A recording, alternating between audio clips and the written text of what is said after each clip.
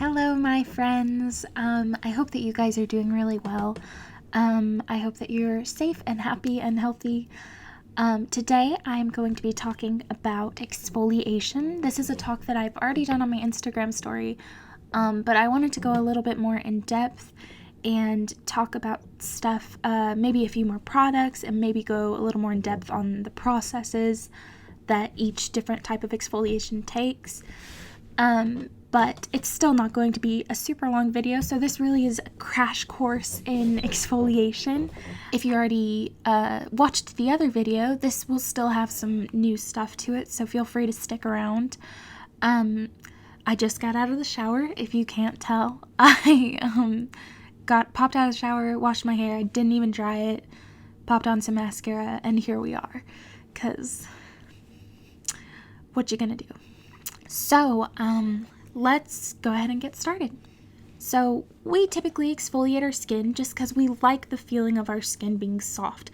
We like a clean canvas to apply makeup on, or for any other reason, we like it to be smooth. But how do we get to that level of smoothness? The way that we get to that level of smoothness is through skin cell regeneration, or having your skin cells turn over more quickly. So yeah, you can probably get, with physical exfoliation, you can probably get an instant little bit of a smoother skin, but to consistently have smoother skin, you have to focus on skin cell regeneration, which I'll talk about more as we move on in the video. Like I just mentioned, when it comes to exfoliation, most people probably think of a physical exfoliate. They probably are thinking of a sugar scrub or something that actually literally buffs off dead skin and some active skin cells.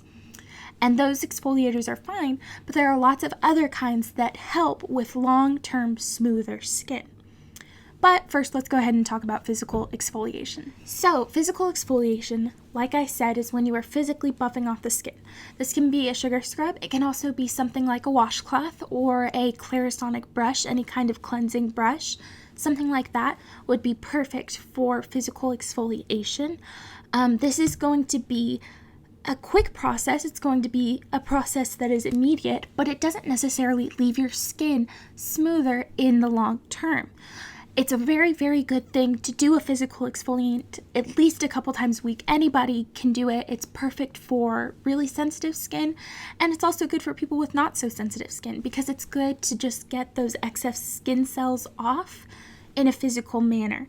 You don't want to do it too often, and you don't want to be too harsh about it, but everybody should do it probably at least once or twice a week.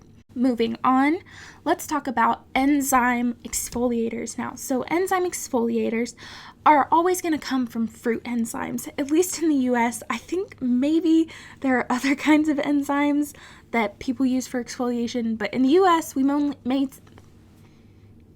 mostly just focus on fruit enzymes. So anything with orange is probably the most popular if it has pineapple, sometimes strawberry, sometimes lemon, sometimes watermelon, just a lot of different things.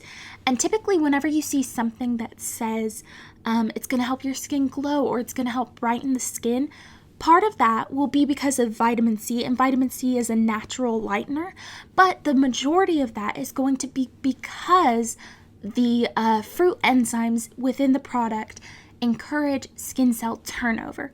And so any of those products are really an exfoliator for the most part. Now, vitamin C does do a little bit, but the vast majority of the brightening of your skin is going to be from that new fresh skin that is building on top.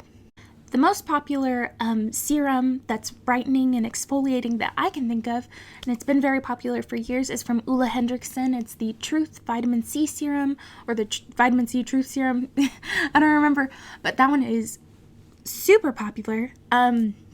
It's also very, very expensive, and I personally don't find that it's quite worth the amount that you're paying for.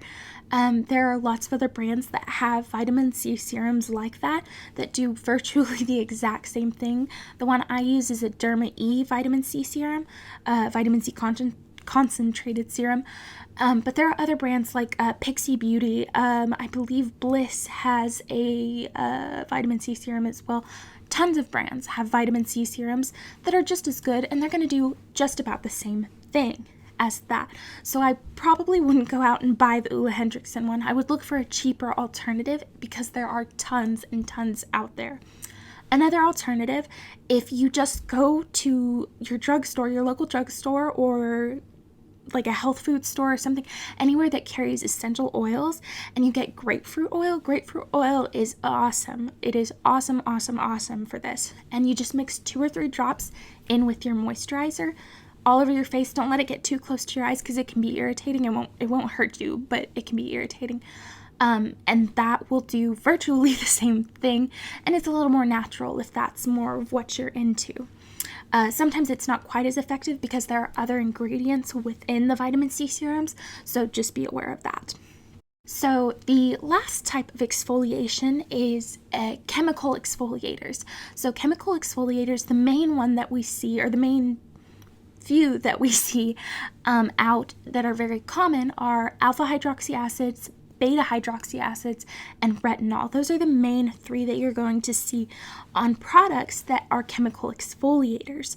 So AHA, BHA, and retinol. So retinol is slightly different. Retinol is actually a vitamin A type concentrate, and what it does is it encourages collagen production, and of course collagen is what holds most of our body together, but it holds our epidermis together as well.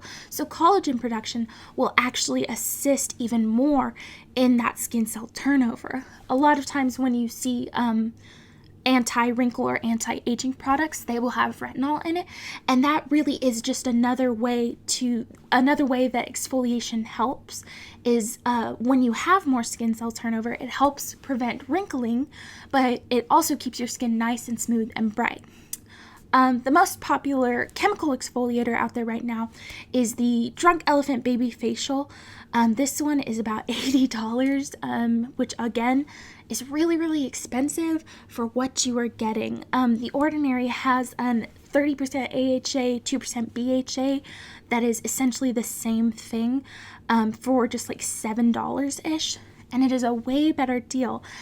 And there are also many, many other brands. That's just the only one that I really know of that's just basically the exact same thing. But there are lots and lots of other brands that you can find good chemical exfoliators from. I hope this was helpful to you guys. Like I said, I've already done this on my Instagram, so if it feels really familiar to you, you've probably already watched it. But I hope you learned something, hope you learned more. If you have questions, comment below, and I will absolutely respond to them. Thanks for watching, guys, and I will see you next time. Bye, friends.